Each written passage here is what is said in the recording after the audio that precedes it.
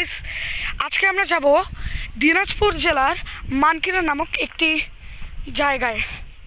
মানে আমরা যাব মানকিরার ভূতপুকুরে।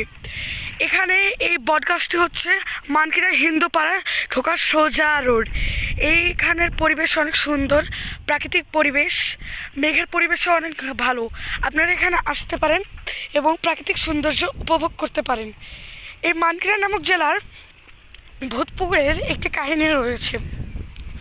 এখানে একজন মহিলা রাত্রি করে ঘুরতে এসেছিল।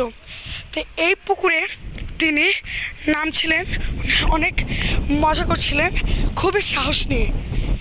একটু সময় হলেই তাকে একটি ভূত বা জিন অস্বাভাবিকভাবে পুকুরে টেনে নিয়ে যায়। এরপর থেকে এই পুকুরের নাম ভূতপুকুর।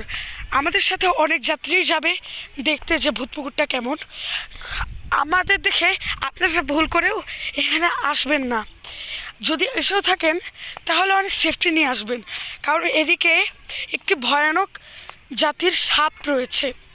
এখন দেখুন, এখানে মৃদুময় বাতাস, চারিদিকে সবুজ সবুজ